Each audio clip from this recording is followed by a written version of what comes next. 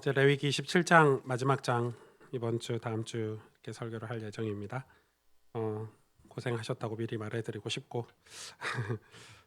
다음은 이사야서 설교인데 조금 쉽지 않을까. 레위기보다는 조금 이렇게 어렵진 않을 것 같은데 그것도 모를 일이죠. 아무튼 오늘 레위기 27장 말씀 우리 반절 절반을 나눠서 서원에 관해서 오늘 살펴볼 예정이고 다음 주는 이제 11조라든지 이런 예물에 관한 것들을 좀 살펴볼 예정입니다. 이 27장은 이제 보통 목사님들이 헌금 설교할 때 빠지지 않고 나오는 장인데 이 본문은 사실 그냥 일반적인 헌금 설교를 할 수 있는 그런 본문은 아닌 것 같고 오늘 여러분이 말씀을 들어보시고 어떤 의미가 있는지 좀 살펴봐야 될 것 같습니다. 1절에서 25절을 제가 대신 봉독해 드립니다. 여호와께서 모세에게 말씀하여 이르시되 이스라엘 자손에게 말하여 이르라. 만일 어떤 사람이 사람의 값을 여호와께 드리기로 분명히 서원하였으면 너는 그 값을 정할지니 내가 정한 값은 20살부터 60살까지는 남자면 성소에 세겔로 은 50세겔로 하고 여자면 그 값을 30세겔로 하며 5살로부터 20살까지는 남자면 그 값을 20세겔로 하고 여자면 10세겔로 하며 1개월로부터 5살까지는 남자면 그 값을 은 5세겔로 하고 여자면 그 값을 은 3세겔로 하며 60살 이상은 남자면 그 값을 15세겔로 하고 여자는 10세겔로 하라. 그러나 서원자가 가난하여 내가 정한 값을 감당하지 못하겠으면 그를 제사장 앞으로 데리고 갈 것이요 제사장은 그 값을 정하되 그 서원자의 형편대로 값을 정할지니라. 사람이 서원하는 예물로 여호와께 드리는 것이 가축이면 여호와께 드릴 때는 다 거룩하니 그것을 변경하여 우열간 바꾸지 못할 것이요 혹 가축으로 가축을 바꾸면 둘 다 거룩할 것이며 부정하여 여호와께 예물로 드리지 못할 가축이면 그 가축을 제사장 앞으로 끌어갈 것이요 제사장은 우열간의 값을 정할지니 그 값이 제사장의 정한 대로 될 것이며 만일 그가 그것을 물으려면 내가 정한 값에 그 5분의 1을 더할지니라. 만일 어떤 사람이 자기 집을 성별하여 여호와께 드리려 하면 제사장이 그 우열간의 값을 정할지니 그 값은 제사장이 정한 대로 될 것이며 만일 그 사람이 자기 집을 물으려면 내가 값을 정한 그 돈에 그 5분의 1을 더할지니 그리하면 자기 소유가 되리라. 만일 어떤 사람이 자기 기업된 밭 얼마를 성별하여 여호와께 드리려 하면 마지기 수대로 내가 값을 정하되 보리 한 호멜지기에는 은 50세겔로 계산할지며 만일 그가 밭을 희년부터 성별하여 드렸으면 그 값을 내가 정한 대로 할 것이요 만일 그 밭을 희년 후에 성별하여 드렸으면 제사장이 그 다음 희년까지 남은 연수를 따라 그 값을 계산하고 그 정한 값에서 그 값에 상당하게 감할 것이며 만일 밭을 성별하여 드린 자가 그것을 물으려면 내가 값을 정한 돈에 그 5분의 1을 더할지니 그리하면 그것이 자기 소유가 될 것이요 만일 그가 그 밭을 무르지 아니하려거니와 타인에게 팔았으면 다시는 무르지 못하고 희년이 되어서 그 밭이 돌아오게 될 때에는 여호와께 바친 성물이 되어 영령이 드린 땅과 같이 제사장의 기업이 될 것이며 만일 사람에게 샀고 자기 기업이 아닌 밭을 여호와께 성별하여 드렸으면 너는 값을 정하고 제사장은 그를 위하여 희년까지 계산하고 그는 내가 값을 정한 돈을 그날에 여호와께 드려 성물로 삼을지며 그가 판 밭은 희년에 급한 사람 곧 그 땅의 원주인에게로 되돌아 갈지니라. 또 내가 정한 모든 값의 성소의 세겔로 하되 20게라를 한 세겔로 할지니라. 아멘. 네. 이렇게 아멘 할 만한 내용은 아니죠. 이해가 안 되니까. 그래도 아멘은 네, 말씀 뒤에 뭐 우리가 기도 뒤에는 아멘을 같이 하는 게 좋습니다. 아멘은 동의어죠. 예, 저도 그렇습니다. 저도 동의합니다라는 뜻의 이제 히브리어인데 아멘 좋은 겁니다. 오늘 이 레위기 27장은 이 레위기 27장만 딱 떼서 보면 그냥 헌금해라, 뭐 예물 드려라, 예물 드리는 건 이렇게 드려라라고 볼 수 있겠지만 성경은 그렇게 보면 그렇게 해석하면 큰일 나죠. 레위기 지금 이 레위기를 광야에서 아직 가나안에 들어가지 않은 이스라엘 백성에게 모세를 통해서 주신 말씀이기 때문에 그 상황을 충분히 그러면은 너희들이 장차 가나안 땅에 들어가서 이렇게 살아라 하고 주신 말씀이 레위기죠. 그리고 너희를 통해서 내가 할 일이 있다. 그걸 위해서 너희가 꼭 지켜야 될 게 있고 그렇지 않아야 될 게 있다. 난 너희를 축복하고 싶고 너희와 함께 할 것이다 라고 한 게 레위기 1장에서 26장까지의 말씀입니다. 그래서 레위기 26장까지 이해한 사람, 레위기 26장으로 신앙의 고백이 된 사람이 이렇게 살아라 하고 주신 메시지가 27장의 메시지입니다. 그걸 오늘 이번 주와 다음 주에 걸쳐서 좀 살펴보려고 합니다. 자, 신앙은 여러분 증명하면서 살아야 되죠. 당연한 거죠. 신앙은 증명이 돼요. 신앙을 내가 꼭 증명하면서 살아야지라고 하지 않아도 우리 마음속에 화가 있으면 누가 봐도 저 사람 화났구나 알 수 있는 거고, 내 마음에 기쁨이 있으면 누가 봐도 저 사람이 기쁘구나 누가 봐도 알 수 있는 거예요. 그러니까 신앙을 내가 증명하면서 살아야지가 되지 않더라도 내 안에 신앙이라는 게 진짜 있다면 증명하며 살 수밖에 없어요. 맞죠? 내 안에 뭐가 있느냐에 따라서 우리 인생은 그거에 대해서 증명하고 살게 돼 있는 거죠. 그래서 사람들이 그걸 증명하려고 하는데 잘 안 되니까 막 억울하고 막 이런 게 있는 거죠. 자기가 가지고 있는 것을 자꾸 증명하려고 하는 게 이제 사람의 그런 인간의 심리인데, 이 신앙을 증명하는 삶이 어떤 삶일까요? 오늘 말씀을 통해서 좀 살펴봐야 될 것 같아요. 여러분, 코로나 바이러스로 인해서 많이 혼란스러우시죠? 이번 주에 이 정부에서 이 총리께서 직접 나오셔서 교회를 콕 집어가지고 많은 얘기를 해주셨어요. 저는 뭐 교회를 향한 애정인가 이렇게 생각이 들기도 했고, 뭐 그게 뭐 교회들이 그동안 했던 어떤 그 했던 삶에 대한 결과인 것 같아 슬프기도 했지만은, 일단 이 코로나 바이러스에 대해서 이제 정부가 교회를 두고, 오늘 아침에도 뭐 여러분 전 국민에게 오늘 교회 가서 조심하세요라는 문자가 다 갔을 텐데, 그렇게 한 거에 대해서 그럼 이런 걸 보고 진짜 교회를 핍박하는 건가? 아니면은 또 그냥 코로나 바이러스 자체를 두고 많은 신학자들이 이건 하나님의 재앙이다, 이건 하나님의 심판이다, 이렇게 그렇게 말 못해서 입이 근질근질한 신학자들이 되게 많죠. 저는 이 코로나 바이러스를 두고 제가 처음에는 가볍게 생각했어요. 뭐 메르스나 뭐 우리가 그 전에 이미 바이러스로 작은 바이러스들이 왔었잖아요. 근데 이 코로나 바이러스는 장난이 아니잖아요. 지금 이 코로나 바이러스로 우리 문명이 바뀔 것 같은데, 제가 볼 때는 완전히 이 코로나 바이러스 이전과 이후의 삶으로 이렇게 바뀔 수 있을 만큼 아주 강력한 어떤 이 바이러스인데, 전염병인데, 이 바이러스가 그냥 심판인가 재앙인가 저도 좀 혼란스럽더라고요.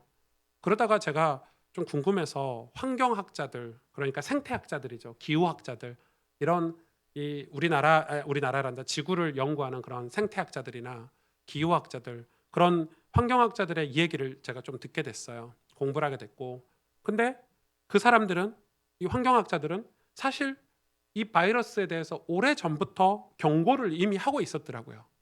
이미 경고를 하고 있었던 거예요. 특히 그 제레미 리프킨이라는 사람은 이 기후학자인데, 이 사람이 뭘 연구를 해서 발표를 했냐면 1900년대, 지금 2000년대 아닙니까? 한 세기 동안에 1900년대 인간이 지구 표면에 이 도시를 짓고 이렇게 인간이 사는 공간이 있잖아요. 그게 14%밖에 안 됐대요. 그러니까 지구가 있으면 인간이 거주하고 영향을 끼치고 사는 그 땅 면적이 14%, 그게 불과 1세기 전에, 100년 전에. 놀랍게 2000년대 접어들어서 불과 100년이 지났는데 지금 몇 프로인 줄 아세요? 저도 좀 충격됐더라고요. 77%래요. 남극 북극 빼면 진짜 거의 모든 뭐 남극 북극 밀림 사막 이런 데 빼면 인간이 이 개발을 안 한 데가 없을 정도로. 그러니까 77%의 면적을 인간이 지금 이 개발하고 도시를 만들고 이렇게 살고 있는데 황폐하잖아요. 지금도 우리 이 정부가 이 그린벨트를 해제하고 막 이 주택을 지으려고 하고 아파트를 지으려고 하는데, 그런 것들이 이제 뭐, 그래서 그 환경학자들이 하는 얘기가 그런 거죠. 저는 좀 진짜 일리가 있더라고요. 원래 바이러스, 박테리아, 또 바이러스, 전염병 이런 것들은 원래 있어요. 원래 지구상에 그런 게 있어요. 새로 생겨난 게 아니라 원래 있는데, 얘네들이 살다가 어디서 살아야 돼요? 자기 주변에 있는 것과 같이 살아야 돼요. 그래서 원래는 뭐 박쥐니 뭐 쥐니, 왜냐하면 바이러스 주변에 짐승들밖에 없는 거예요. 동물들밖에. 그냥 동물하고 살았는데 그때는 인간의 삶이 14%였으니까.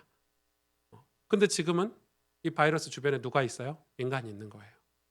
이해가 되시죠? 또 동물들이 거주할 데가 없으니까 동물들이 인간 세계에 내려오기도 하고, 그러니까 바이러스는 살아야 돼요. 그래서 자꾸 인간에게 바이러스가 전염이 되는 거죠. 동물들에게 살던 전염돼서 이 퍼졌던 바이러스들이 자꾸 뭐 조류 독감이라든지 메르스라든지, 그게 이제 결정타가 임계점에 달아서 빵 터진 게 지금 코로나인데, 그게 이제 온 거죠. 그래서 그 환경학자가 이렇게 얘기하더라고요. 지구가 자기 스스로를 지키기 위해서 내놓은 백신이 코로나다. 일리 있죠. 지구가 지구 자체를 지키기 위해서 내놓은 백신이 코로나다. 다시 말해서 이게 하나님의 재앙, 물론 하나님의 재앙이라고 우리가 명칭은 하지만 사실은 우리가 우리에게 벌한 거죠. 우리가 우리를 벌한 거죠. 이게 인간의 끝없는 그 욕심이 이 코로나를 마주하게 된 것이다. 이게 성경에도 있죠.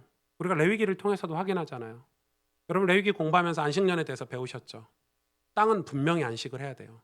하나님이 얼마나 정확하시냐면 이스라엘 백성이 가나안 땅에 들어가서 안식년을 단 한 해도 지키지 않았어요. 이스라엘 구약 역사상 이 바벨론의 포로 시기가 가장 끔찍한 역사인데 몇 년인 줄 아세요? 딱 70년. 그 70년이 뭐죠? 그 전에 포로가 되기 전에 이스라엘 백성이 안식년 횟수를 지키지 않은 횟수가 바로 70번이에요. 정확해요. 하나님이 완전히 안식년을 과학적으로 숫자적으로 지키게 하신 게 70년이에요. 그리고 70년 포로가 끝날 줄도 몰랐고 끝나서도 안 되는데 정말 특이하게 끝나죠. 고레스 왕에 의해서 너희 돌아가. 그러니까 하나님이 그 숫자를 너무 정확하게 지키기 위해서 무슨 전쟁을 일으켜서 싸워서 해방받은 게 아니고 그냥 고레스라는 인물이 나타나서 너희 나라로 돌아가. 그래서 70년을 딱 숫자를 맞추셨어요. 기적 같은 일이죠. 너무 과학적이에요. 다시 말해서 영적인 거든 우리가 밟고 살아가는 이 땅이든 재앙은 우리의 잘못으로 오는 거예요. 그게 재앙이에요. 하나님이 우리에게 내리신 재앙. 하나님 말씀에 순종하지 않고 하나님이 우리에게 맡겨주신 사명을 감당하지 않고 살아서 우리가 만들어낸 재앙이 바로 하나님 주신 재앙이라는 거예요. 이건 무서운 거죠. 여러분 이게 지금 상황도 똑같다고 저는 생각이 돼요.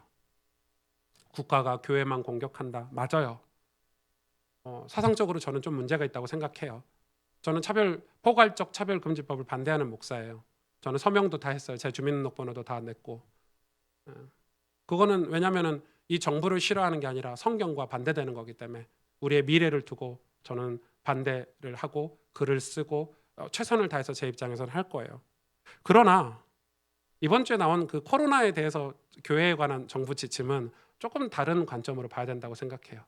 왜냐하면 교회가 코로나가 제일 많이 확산된 주범이 맞아요. 통계적으로 지난 한 달 동안. 국가에서 봤을 때는 교회들을 통해서 계속 이 확산이 되니까 교회들에게 주의를 준다고 하는데 이제 지혜가 없는 거지. 여기서부터는 정부가 지혜가 없는 거야. 교회 관계자들과 대화를 한 번만 했어도 좋았고 또 좀 지혜롭게 좀 합리적으로 너무 비합리적이잖아요. 유치원생이 그 발표를 봐도 이거 말도 안 되는 교회 이름으로는 카페도 가지 말고 밥도 먹지 말라는데 밖에 나가보세요. 지금 여기 이 밑에 스타벅스만 가보세요. 사람이 마스크 벗고 얼마나 많이 있는지. 그 말도 안 되는 비합리적으로 내놨기 때문에 사람들이 막 들고 일어나는 거고 저는 그게 슬픈 게 아니라 정부가 교회에 대해서 이렇게 억압하고 핍박하는 게 슬픈 게 아니라 저는 그날 생방송으로 봤거든요. 보면서 제가 그런 마음이 들더라고요. 제가 조금 슬픈 마음이 들더라고요. 이 환경 문제 우리가 무분별하게 욕심으로 개발하고 이런 것 때문에 지금 바이러스가 온 것처럼 그동안 20, 30년 동안 그리스도인이 있을 거 아니에요. 정치인 중에서도 예수 믿는 사람이 있고 경제인 중에서도 예수 믿는 사람이 있고 여러분 우리도 다 예수를 믿고 있잖아요.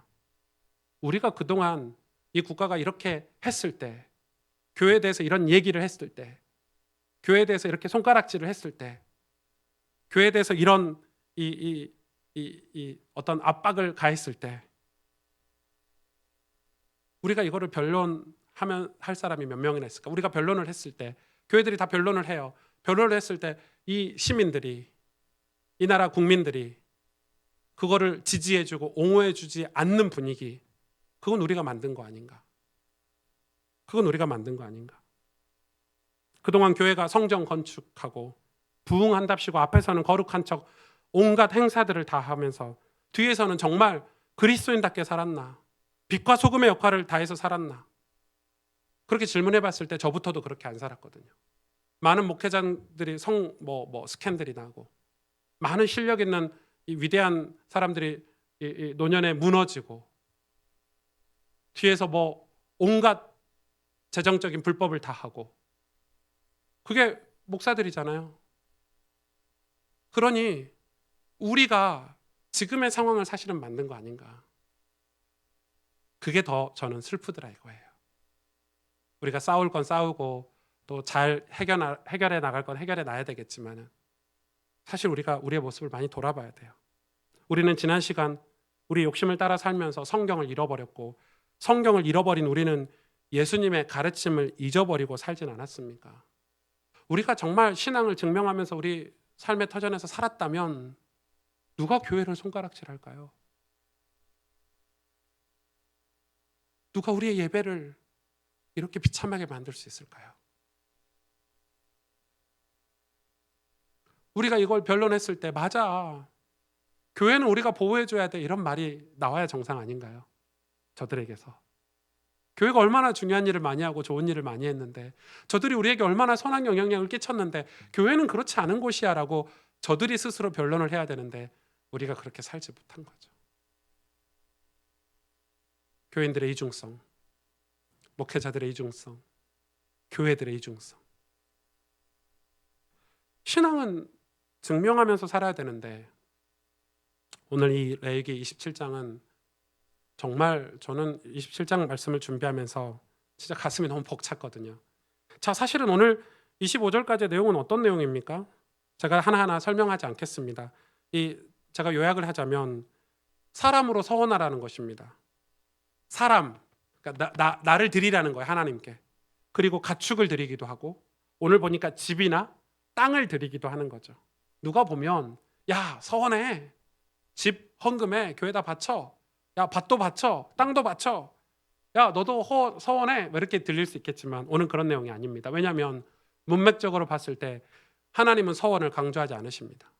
이 27장은 너희가 26장까지의 말씀을 듣고 그거에 가슴이 벅차면 맞아, 가나안 땅에 가서 우리가 해야 될 사명이 이거야. 가나안 땅에 가서 우리가 이렇게 사는 게 정말 감사해. 그게 받아들여지면 너희가 혹시 서원하는 사람이 나타나면 서원은 이렇게 하는 거야 라고 지금 얘기해 주시는 거지 너희 다 서원해 이 내용이 아닙니다. 단 한마디도 명령어가 없습니다. 이해가 되시죠? 그래서 이거에 대해서 부담을 갖지 마시길 바랍니다. 그리고 이거는 단순히 서원의 내용이 아닙니다. 하나님이 서원을 너희가 할 때 근데 이상한 거죠. 이 서원에 대해서 오늘 보니까 여러분 읽어보시면 알았겠지만 다 뭘로 매겼죠? 값을 매겼어요. 세겔이라는 그 성전 안에서만 통용되던 그 돈으로 값을 다 매겼어요. 이게 도대체 뭐야? 아니 그냥 이렇게 나를 드리면 되지 이걸 왜 값을 다 매기셨지? 그걸 저 서원했는데 이거 다시 안 낼래요 할 때는 5분의 1을 추가해서 내야 되고 또 가난한 사람은 서원하고 싶은데 나를 드리고 싶은데 값을 매길 수가 없어. 너무 가난하니까. 그러면 제사장에게 가면 그 가난의 형편을 다 살펴보고 그거에 맞게 값을 매긴다. 가난한 사람을 위한 배려도 있구나. 또는 뭐예요? 가축으로 드리는 거는 절대 변경하면 안 돼. 이 송아지를 드렸는데 이 송아지가 굉장히 살쪘어. 그럼 살 안 찐 거 드려야 되는데 이런 마음이 있잖아요. 그것도 안 돼. 반대로도 안 돼. 이거 드리려고 했는데 더 살찐 송아지를 바꿔드리면 안 돼. 그것도 안 된대요. 한 번 서원한 것은 이걸 물으려면 이 송아지 값의 5분의 1을 플러스해서 물려야 되돌려 받을 수 있는 그런 제도예요. 이게 뭘 의미하나? 여러분 이건 굉장히 중요해요. 하나님이 서원할 때 이 서원하고 헌신하는 거잖아요. 여러분 우리가 가나안 땅에 들어가서 하나님이 이런 너희에게 삶을 선물해 줄 거야 라고 했을 때 이스라엘 백성이 아멘 했겠죠. 가슴 벅찼겠죠. 우와, 우리가 애굽에서 종노릇하고 살고 있었던 우리가 하나님이 가나안에서 우리에게 땅도 주시고 나라도 만들어 주시고 우리가 농사를 지어서 우리가 열심히 노력한 만큼 얻어서 먹을 수 있도록 해주시고 그렇게 살게 하신 이유는 너희가 이웃 나라들에게 또 다가오는 세대에게 오실 메시아 예수 그리스도를 설명하기 위해서 너희를 특별히 선택해서 너희를 축복받는 민족으로 만들어 줄 거야. 그게 26장까지의 말씀인데 그걸 듣고 가슴이 벅차서 주님, 그 일에 내가 쓰임 받고 싶습니다. 주님, 저를 주님께 드리겠습니다. 그랬더니 주님이 하시는 말씀이 서원했네? 그러면 그 값으로 매기자. 왜? 왜 그럴까요? 뭐 이런 이유가 있을 수 있겠죠. 네 몸뚱아리는 필요 없어. 너 죽여서 뭐 하겠어. 너가 필요 없어. 그걸 다 값으로 매겼을 수도 있겠지만 더 정확한 의미는 뭐죠?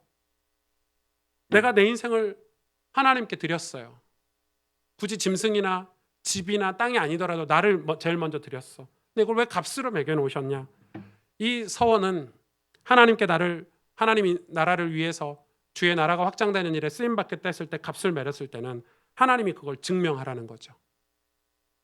너희가 서원한 거, 널 드리겠다고 해놓고 왜? 실제로는 널 드리겠다고 해놓고 그렇게 안 사니까. 그렇게 안 사니까 값을 다 매겨놓으신 거예요. 이 값을 매겼다는 것은 뭐 하겠다는 말씀이죠? 그 서원한 거에 대해서는 다 받으시겠다는 거죠. 그래서 너희가 서원한 것을 증명하고 살아. 너희 인생을 정말 다 드렸어? 하나님의 구원을 깨닫고 우리가 하는 서원에 대해서 값을 매겨놓은 거, 그 말은 서원만 하지 말고 그 서원에 대해서 그렇게 실제로 살으라는 것이죠. 제가 고등학교 때 예수님을 처음 믿고 너무 감격스럽더라고요. 여러분, 그때의 기억은 진짜 눈물 콧물 범벅되도록 감격해서 제가 서원했거든요. 저 주의 종이 되겠습니다. 서원해서 목사가 됐고, 또 하나 서원이 있어요. 그거는 목사가 되겠다는 직업적인 서원이라기보다는 저 하나님 당신만을 위해서 살겠습니다. 아버지 뜻대로, 아버지가 원하시는 대로 살겠습니다. 제가 서원했거든요. 제가 대학교 2학년 때 인도를 갔는데 인도의 가장 가난한 지역에 이제 단기 선교를 한 15일 정도 간 거예요. 거기 갔는데 얼마나 힘들든지 일단 인도에는 살 수 있는 곳이 아니에요. 일단 화장지가 없어. 여러분 화장실 갔는데 화장지가 없더라고요.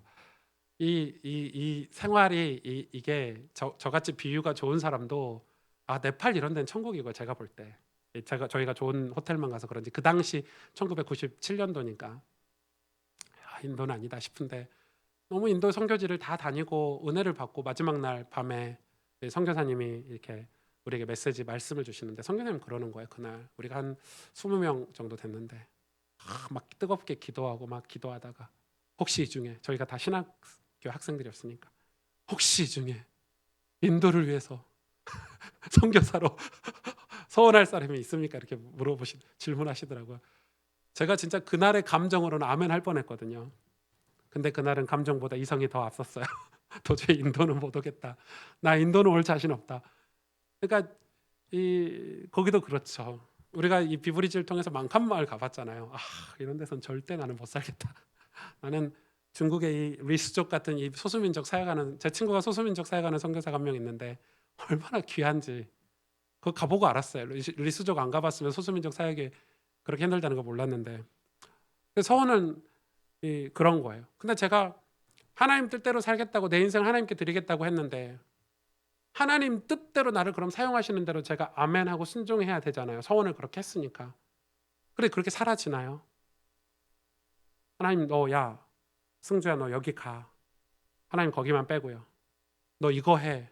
하나님 그것만 안 했으면 좋겠어요. 그게 저였어요. 얼마나 거부를 많이 했는지. 이스라엘 백성이 하나님 앞에 서원했단 말이에요. 광야에서 전부가 다. 우리는 하나님만 섬기는 백성이 되겠습니다. 하나님 그렇게 부르셨으니까. 그런데 어떻게 됐죠? 가나안 땅에 가서 그 서원대로 살았나요? 6년을 못 버텼어요. 근데 그 값을 매겨놨잖아요. 그 값을 다 하나님 찾으셨어요. 뭘로요? 다 포로되게 하셨어요. 다 빼앗아 가셨어요. 그들이 일궈놨던 재산, 그들이 일궈놨던 왕국 포로되면서 싹 하나님 뺏어가셨어요.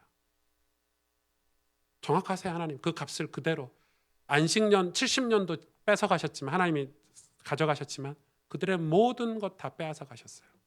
왜? 서원했기 때문에. 여러분 하나님은 우리 인생을 계수하시는 하나님이세요. 죄송하지만 다윗도 그랬잖아요.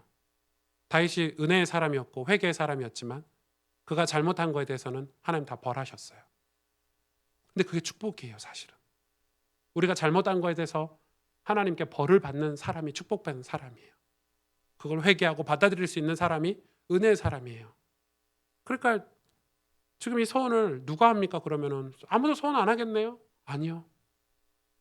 여러분, 우리가 노예에서, 이 애굽의 노예에서, 여러분, 우리가 억만 죄악 가운데서, 여러분, 우리가 지옥 가야 되잖아요. 억만 죄악 가운데서 건진 못 받는 저희들이잖아요. 우리가 영원히 멸망해야 되잖아요. 천국이 있는 줄도 모르고 하나님이 계신 줄도 모르고 구원의 길이 있는 줄도 모르고 우리는 죄악 속에서 살다가 그냥 지옥 가야 될 우리가 하나님의 은혜로 건진받았어요. 말도 안 되는 사건이 벌어진 거예요. 내가 하나님의 은혜로 그럴 자격이 없는데, 그럴 공로가 없는데 천국 백성이 된 거예요. 그 은혜가 너무 가슴 벅차니까, 그 십자가의 은혜가, 그 하나님의 크신 사랑이 너무 가슴 벅차니까 우린 뭐라고 얘기해요? 주님, 내 남은 인생 주를 위해 살겠습니다. 내 남은 인생 주의 복음을 위해서 살겠습니다. 우리 그렇게 서원하잖아요.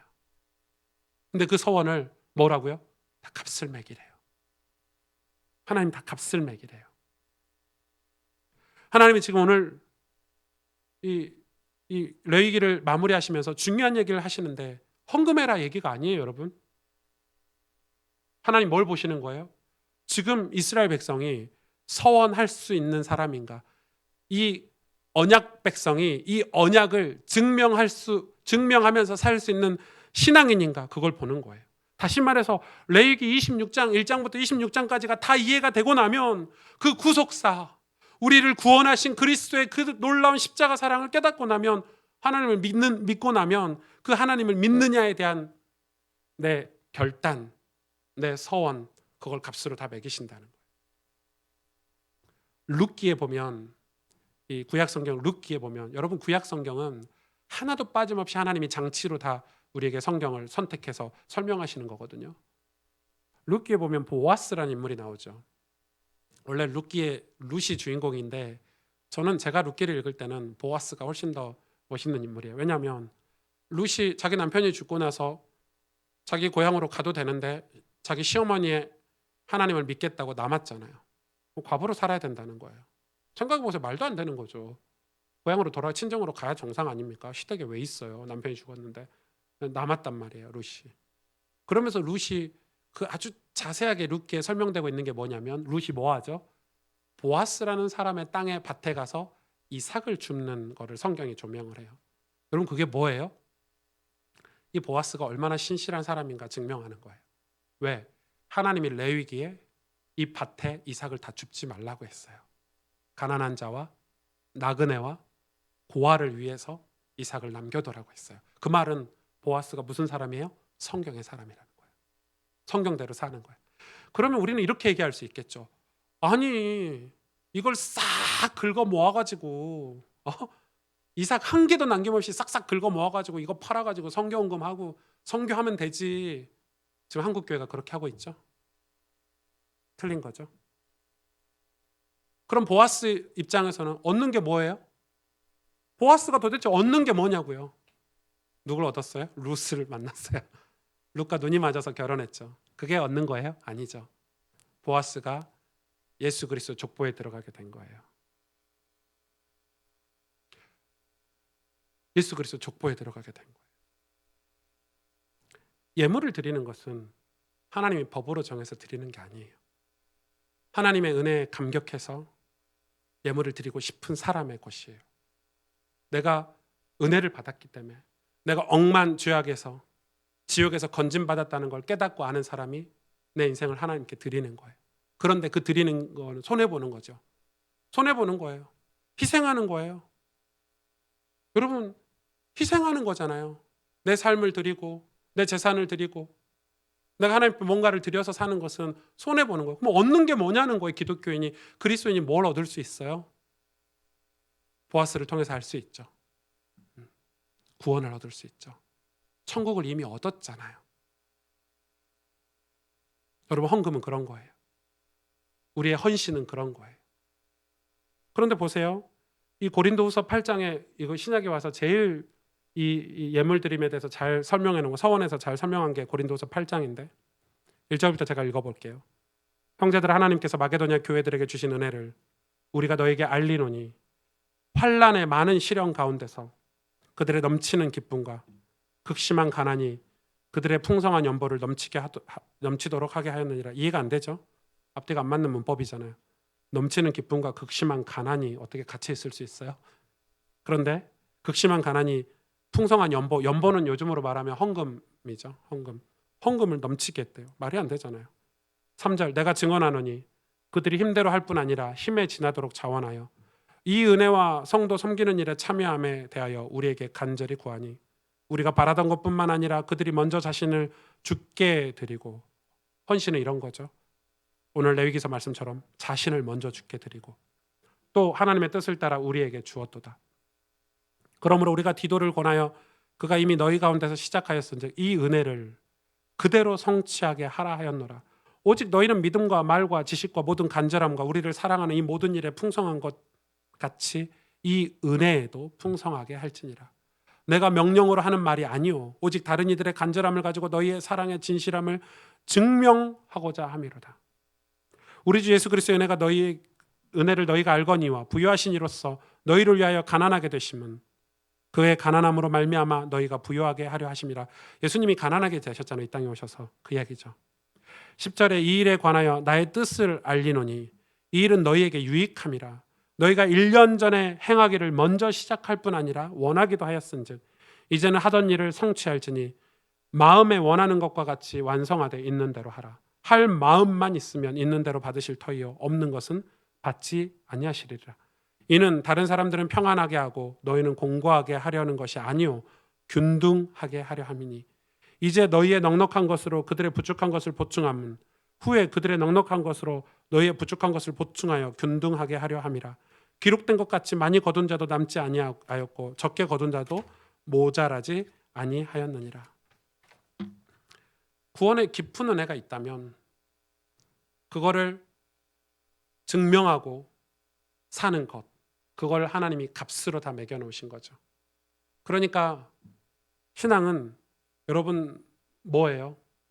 내가 정말 구원의 감격, 은혜가 있으면 서원하게 된다는 거죠. 그게 어디에도 나왔냐면 누가복음 7장 36절에서 50절에도 나와 있어요. 오늘 찬송 스토리, 오늘 찬송의 배경이 되는 본문인데 보실래요? 36절. 한 바리새인이 예수께 자기와 함께 잡수시기를 청하니 이에 바리새인의 집에 들어가 앉으셨을 때 그 동네에 죄 지은 한 여자가 있어. 예수께서 바리새인의 집에 앉아 계심을 알고 향유 담은 옥합을 가지고 와서 예수의 뒤로 그 발 곁에 서서 울며 눈물로 그 발을 적시고 자기 털로 닦고 그 발에 입맞추고 향유를 부으니 예수를 청한 바리새인이 그것을 보고 마음에 이르되 이 사람이 만일 선지자라면 자기를 만지는 이 여자가 누구며 어떠한 자 곧 죄인인 줄을 알았으리라 하거늘. 그 말은 비꼬는 거죠. 마음속으로. 그 마음속을 예수님이 읽으셨어. 40절. 예수께서 대답하여 이르시되 시몬아 내가 내게 이를 말이 있다 하시니 그가 이르되 선생님 말씀하소서. 이르시되 빚 주는 사람에게 빚 가진 자가 둘이 있어 하나는 500데나리온을 졌고 하나는 50데나리온을 졌는데 갚을 것이 없으므로 둘 다 탕감하여 주었으니 둘 중에 누가 그를 더 사랑하겠느냐. 시몬이 대답하여 이르되 내 생각에는 많이 탕감함을 받은 자이니라. 이르시되 내 판단이 옳다 하시고 그 여자를 돌아보시며 시몬에게 이르되 이 여자를 보느냐. 내가 내 집에 들어올 때 너는 내게 발 씻을 물도 주지 아니하였으되 이 여자는 눈물로 내 발을 적시고 머리털로 닦았으며 너는 내게 입맞추지도 아니하였으되 그는 내가 들어올 때로부터 내게 내 발에 입맞추기를 그치지 아니하였으며 너는 내 머리에 감람류도 붓지 아니하였으되 그는 향유를 내 발에 부었느니라. 이러므로 내가 내게 말하노니 그의 많은 죄가 사하여졌도다. 이는 그의 사랑함이 많음이라. 사함을 많이 받는 일이 적은 자는 적게 사랑하느니라. 이에 여자에게 이르시되 내 죄 사함을 받았느니라. 어떤 상황인지 아시겠죠? 예수님이 한 바리새인 시몬의 집에 들어갔는데 거기 한 여자 막달라 마리아죠. 다른 복음서에는 향유 옥합을 깨서 거기에 부어가지고 머리털로 씻고 머리털로 닦아주셨죠. 난리가 났죠. 제자들이. 이 여자가 정신이 나갔나. 지금 이 향유 한 병이면 수십 명이 먹고 이 마을 사람들에게 다 다 떡도 돌릴 수 있고 밥도 돌릴 수 있는 이 가난한 시대에 지금 향유를 깨서 부어? 이 마음속에 그 이야기를 했던 예수님이 그걸 알고 이야기를 하는 거죠. 시몬아, 들어봐라. 두 사람이 있다. 한 사람에게 내가 5억을 빌려줬다. 그리고 이해하기 쉽게 한 사람에게는 500만 원을 빌려줬다. 근데 둘 다 갚을 능력이 안 되더라. 500만 원 빌려준 사람하고 5억 빌려준 사람 둘 다 탕감해줬는데 누가 더 나를 사랑하겠느냐? 당연히 5억 빌려준 사람이죠. 생각해 보세요. 500만 원 탕감해준 사람은 억울할걸요? 그럴 줄 알았으면 5억 빌릴걸. 5억 탕감해주니까 얼마나 고맙고 감사하겠어요? 그 이야기 하는 거예요. 이 여자가 죄가 많다. 너희들이 이 여자를 정죄하지만 이 여자가 회개하고 오늘 나를 더 너희들보다 사랑했다. 너희는 내가 이 집에 들어올 때 내 발도 씻겨주지 않았고 나에게 입맞추지도 아니하였지만 그는 내 발을 씻겨주었고 내 발에 나에게 입맞춤도 해주었다. 지금 이야기를 하는 거예요. 여러분, 헌신이 뭐예요?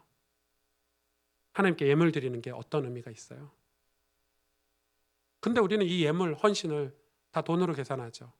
아니죠. 마태복음 22장 37절에 38절에 예수께서 이르시되 내 마음을 다하고 목숨을 다하고 뜻을 다하여 주 너희 하나님을 사랑하라. 이것이 크고 첫째 되는 계명이에요. 우리의 진짜 헌신은 뭐예요? 주님 사랑하는 거예요. 우리의 진짜 예물은 뭐예요? 아버지 하나님 사랑하는 거예요. 가나안 땅에 간 이스라엘 백성들이 헌금을 안 해서 망했을까요? 하나님 사랑하지 않고 우상을 사랑해서 망한 거 아닙니까? 하나님 사랑하는 것이 무슨 말인지 아는 사람이 사랑할 수 있는 거예요. 하나님 나를 건져주셨거든요. 하나님 나를 저주에서 건져주셨어요. 하나님 저를 억만 죄악 가운데서 건져주셨다니까요. 당신의 독생자 아들을 보내셔서 나를 지옥에서 건져주셨어요. 그 사랑을 아는 사람이 하나님 사랑하지 않을 수 있습니까? 주님을 따르지 않을 수 있습니까? 감사하고 찬송하며 살지 않을 수 있나요? 그래서 이야기하는 거예요. 지금 레위기 27장에 너희가 레위기 26장까지 그 은혜를 알고 구속사의 비밀을 알면 그럼 너희 삶 진짜 변화될 수 있냐 이 말이에요. 예물 드릴 수 있는 삶에 능력 있는 삶을 살 수 있냐 이 말이에요. 너희가 가지고 있는 그 신앙을 증명하면서 살 수 있냐고 지금 질문하고 있는 게 27장 말씀이에요. 헌금해라 말씀이 아니고 너희 정말 세상에서 저 가나안 땅에서 저 이방 족속들 사이에서 나만 바라보고 나만 사랑하고 그렇게 살 수 있냐 이 말이에요. 그거 값으로 다 매길 거야. 너희가 그거 안 지키면 서운했으니까 안 지키면 그 값을 다 받을 거야. 그래서 다 값을 받은 게 포로 생활이에요. 하나님 다 뺏으셨죠. 하나님 뺏은 게 아니에요. 사실은 그들이 그렇게 살았어요. 흥청망청 쾌락을 추구하고 하나님보다 우상을 더 사랑하고 재물을 더 사랑하고 살았어요. 서운해놓고 우리는 특별한 민족이야. 우리는 하나님 앞에 선민으로 부름받았어. 이래놓고 뒤에 가서는 우상 섬기고 저 이방인들보다 더 추잡하게 쾌락 생활을 했어요. 하나님 그 값 다 매기셨죠. 끔찍한 구약의 역사예요. 그래서 하나님 사랑하니까 이스라엘 백성을 사용하신 거예요. 그 속에서 구속사를 우리에게 가르쳐 주시는 거예요. 잠언 1장 29절에 33절에 대저 너희가 지식을 미워하며 여호와 경외하기를 즐거워하지 아니하며 나의 교훈을 받지 아니하고 나의 모든 책망을 업신 여겼음이니라. 그러므로 자기 행위의 열매를 먹으며 자기 꾀에 배부르리라. 어리석은 자의 퇴보는 자기를 죽이며 미련한 자의 안일은 자기를 멸망시키려니와 오직 내 말을 듣는 자는 평안히 살며 재앙의 두려움이 없이 안전하니라. 성경 분명히 얘기하고 있어. 자기 행위의 열매를 먹는데요. 잠언 3장에 더 중요한 말을 하고 계시죠. 내 아들아 나의 법을 잊어버리지 말고 내 마음으로 나의 명령을 지키라. 그리하면 그것이 내가 장수하여 많은 해를 누리게 하며 평강을 더하게 하리라. 인자와 진리가 은혜죠. 은혜가 내게서 떠나지 말게 하고 그것을 내 목에 매며 내 마음판에 새기라. 그리하면 내가 하나님과 사람 앞에서 은총과 귀중히 여김을 받으리라. 아멘. 너는 마음을 다하여 여호와를 신뢰하고 내 명철을 의지하지 말라. 너는 범사에 그를 인정하라. 그리하면 내 길을 지도하시리라. 스스로 지혜롭게 여기지 말지어다. 여호와를 경외하며 악을 떠날지어다. 이것이 내 몸에 양약이 되어 내 골수를 윤택하게 하리라. 내 재물과 내 소산물에 처음 익은 열매로 여호와를 공경하라. 그리하면 내 창고가 가득히 차고 내 포도즙 틀에 새 포도즙이 넘치리라. 뭐라고 얘기하십니까? 하나님의 은혜, 그거를 우리 마음판에 새기고 목에 걸면, 왜 목에 건다는 표현 우리 배웠죠? 이스라엘의 신부는 다 목에 뭐 거는 걸로 다 확인한다고요. 이 목에 걸고 마음판에 은혜를 새기면 나는 하나님의 백성이야. 나는 하나님의 은혜로 사는 사람이야 라고 마음판에 새기고 목에 걸면 마음 내적으로 외적으로 다 그걸 확인하고 살면 너가 하나님과 사람 앞에서 귀중히 여김을 받으리라. 무슨 말일까요? 무슨 얘기를 하나님 우리에게 하고 계시는 것입니까? 신앙을 증명한다는 것은, 우리가 서원하고 신앙을 증명한다는 것은 은혜 아니면 신앙을 증명하며 살 수 없다는 거예요. 나 신앙 한번 증명해 봐야지 해서 증명이 되는 게 아니에요. 은혜가 매일 공급되면 그 은혜가 너무 가슴 벅차서 신앙을 증명하고 살 수밖에 없어요. 그래서 지금 한국 교회를 향한 이 나라의 그런 시선들이 부끄럽다는 거예요. 그걸 그동안 증명하고 못 살았으니까. 누가 여러분 신사참배를 거부할 수 있겠습니까? 많은 목사님들이 신사참배는 문화적인 거다. 일본의 문화다. 받아들여야 된다. 다 그렇게 얘기했어요. 누가 봐도 신사참배는 우상숭배인데, 누가 봐도 신사참배는 하나님이 싫어하시는 건데 그 공포와 무서움 다 저랬어요, 목사들이. 그런 사람들은 살아남아서 떵떵거리고 살았고 잘 먹고 잘 살고 있어요. 그러나 신사참배하신 분들은 다 죽었어요. 그럼 우리가 이렇게 얘기할 수 있겠죠. 아니, 신앙을 증명하고 살았더니 우리가 얻는 게 뭐예요? 누가 이 조선 땅에 와서 자기의 재산을 다 팔고 자기가 평생 의사가 되려고 변호사가 되고 판사가 되려고 공부했던 거 다 뒤로 남겨두고 한국 땅에 와서, 조선 땅에 와서 선교사가 되려고 했을까요? 이곳에 와서 학교를 세우고 교회를 세우고 이 나라의 민족의 목회자를 세우기 위해서 신학교를 세워서 지도자를 양성하고, 그리고 자기들은 저 무덤에 양아진 선교사 묘역에 병 걸려서 죽었는데 그건 누가 보상을 할 수 있을까요? 누가 그렇게 살 수 있는 거예요, 여러분? 누가 그렇게 헌신하며 희생하며 살 수 있는 거예요? 은혜 받은 사람이, 십자가의 은혜를 아는 사람이. 살아계신 하나님 우리의 창조주시고 천국과 지옥이 분명히 있고 우리가 저 억만 죄악 가운데 지옥 갈 수밖에 없는 우리가 건짐받아서 천국 간다고 확신하는 사람이 그런 희생을 감당하고 살 수 있는 거예요. 그런 사람이 예물로 자기 인생을 드리는 거예요. 예물로 내 중심을 들여서 여호와를 사랑하는 거예요. 그런 사람이 진리를 수호할 수 있어요. 그런 사람이 교회를 변론하고 교회를 지킬 수 있는 거예요. 그런 사람이 저 병들고 가난한 자들의 발을 씻겨줄 수 있는 거예요. 왜 교회가 동성애를 반대하잖아요. 한편으로 저는 미안한 마음이 있더라고요. 왜요? 동성애자들을 사역해 본 적이 없어요. 동성애자들 같이 울어보고 그들을 사역해 본 경험이 전무해요. 그러다 보니 동성애를 반대한다고 하니까, 야, 교회들 너네들 지금까지 관심도 없었잖아. 너네들 소수 관심 있었어? 고아와 가부들, 나그네들, 분명히 성경은 그들을 위해 이삭을 남겨놓으라고 했는데 우리는 이삭까지 싹 끌어모아가지고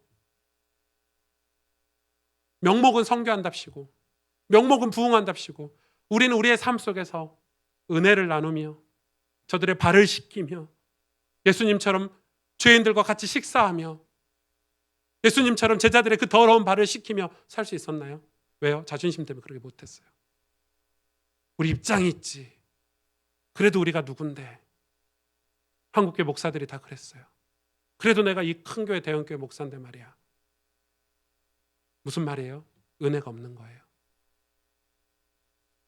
레위기 1장부터 26장은 구속사의 은혜예요. 그 은혜를 깨달으면 어떻게 돼요? 내 인생을 하나님께 드리게 되는 거예요. 그 이야기 하는 거예요. 지금 오늘 말씀이. 우리는 그래서 뭘 서원하고 살아가야 돼요? 우린 뭘 결단하고 살아가야 돼요? 은혜를 결단하고 살아가야 돼요. 하나님이 예물을 받으시는 게 아니에요. 하나님이 지금 이 값을 매기신 것은 너희가 그렇게 안 살까 봐, 너희가 그렇게 살면 축복될 텐데, 너희가 서원하고 예물 드리면서 이 하나님의 나라 백성으로 이 땅에서 복음을 전하고 은혜를 전하며 사는 게 축복인데 그렇게 안 살까 봐 값을 매겨주신 거예요. 깨달으라고. 그렇게 안 사는 너희에게 하나님이 벌을 하실 수밖에 없는 거예요. 포로로 끌고 가야 깨달으니까. 우리의 축복된 삶이, 우리가 그리스도인이 이 세상에서 어떻게 살아야 진짜 명예롭고 가치 있는지 그거 알려주시기 위해서 값을 다 매기신 거라니까요. 여러분 이해가 되신가요? 이해하셔야 돼요. 이번 주 설교는 성경 안 읽어도 좋으니까 많이 들으셔야 돼요. 많이 들으셔야 돼요. 구원의 은혜가 우리에게 있습니까? 그 은혜를 서원하고 살아야 돼요. 그러나 지금 어떤 시대예요? 은혜가 소멸되는 시대예요. 왜냐하면 여러분 지금 한국 사회 보세요. 세계적으로 다 은혜 받는 걸 싫어해요. 왜? 그 은혜를 받아서 내 마음이 변화되는 것 자체를 싫어해요. 히브리서에도 나와 있죠. 내가 은혜를 받아서 누군가를 용서하고 사랑하고 사는 것 자체를 귀찮고 싫어요. 그래서 그냥 동물들하고 살고 그냥 혼자 살고 그냥 나 알아서 사는 거예요. 교회 와가지고 그냥 설교만 들어요. 다들 유튜브에서 설교만 들어. 설교만 들으면 내 마음의 감정적인 변화, 회개하고 돌이키고 내 마음을 새롭게 하고 이런 걸 다 싫어하는 시대 아닙니까? 은혜가 전부 다 소멸돼 버렸어요. 은혜를 안 받는데 우리가 어떻게 세상에서 빛과 소금으로 살 수 있습니까? 어떻게 누군가의 발을 씻겨주고 어떻게 우리가 진리를 수호하면서 희생하고 내 인생을 하나님께 예물로 드려서 세상에서 주의 나라를 위해서 헌신하며 살 수 있겠습니까? 은혜 안 받으면 그렇게 못 살아요. 절대. 은혜가 우리 삶에 소멸되지 않는 여러분 그런 삶을 헌신하시길 바랍니다. 그래서 일주일에 한 번 하나님 아시는 거예요. 너희가 6일 동안 세상에 살면 분명히 지칠 거다. 은혜가 소멸되니까. 그래서 내가 안식일을 정해서 이날은 너희에게 은혜를 줄게. 그거예요. 그리고 너희가 힘들고 어려울 때 성경을 읽으면 말씀을 들으면 너희가 하나님이 너희 마음에 성령께서 새롭게 역사하실 거야. 그래서 우리가 성경을 읽는 거예요. 성경을 읽을 때 우리 마음이 새로워지니까. 은혜를 받으니까. 여러분 은혜를 받으면 죄와 싸울 수 있어요. 은혜를 받으면 불의와 싸울 수 있어요. 은혜를 받으면 내 가정을 지키려고 내가 변화된 삶을 살 수 있어요. 은혜를 받으면 우리가 진리를 분별할 수 있고 싸울 수 있는 거예요.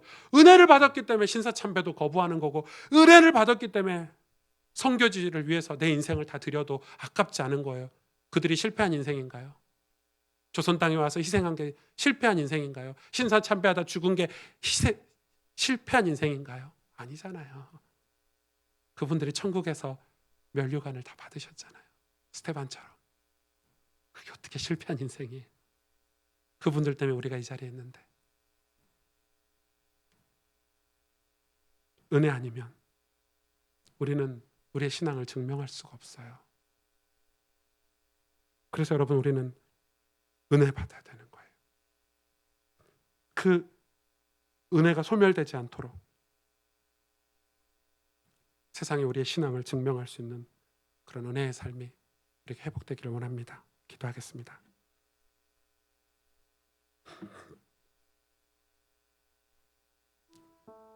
주님, 구원의 은혜를 잊지 않기를 원합니다. 그것을 잊지 말라고 값으로 다 매겨주신 주님, 그럼에도 불구하고 우리는 늘 서원만 하고 결단만 했지 실제로 은혜가 있는 삶을 위해 그 어떤 노력도 하지 않는 종교인처럼 살고 있지는 않습니까? 구원의 은혜가, 십자가의 그 은혜가 매일 내 삶에 있어 내 삶도 그 은혜로 변화되고 그 은혜를 힘입은 자로 세상이 감당치 못할 참된 기독교 신앙인으로 살아야 되는데 우린 교만하고 오만해서 그 은혜를 잊어버리고 하나님을 경외하는 자리에서 떠나서 하나님께 찬송하며 감사하며 그 구원의 감격으로 능력 있는 삶을 살아야 되는데 그걸 잃어버리고 신앙을 증명하지 못하고 사는 우리의 모습 하나님 앞에 회개하길 원합니다. 주님, 다시 우리에게 은혜를 허락하여 주옵소서. 신앙을 증명하면서 살 수 있도록 다시 우리에게 기회를 주시고, 하나님, 우리가 정말 그리스도인으로 세상 속에서 살아갈 수 있도록, 하나님의 백성으로, 하나님 우리를 구원해 주신 그 구원의 백성으로 세상에서 살아갈 수 있도록 하나님 사랑하는 그 자리를 다시 회복할 수 있게 은혜를 베풀어 주옵소서. 오늘 말씀 붙잡고 함께 기도하도록 하겠습니다. 하나님,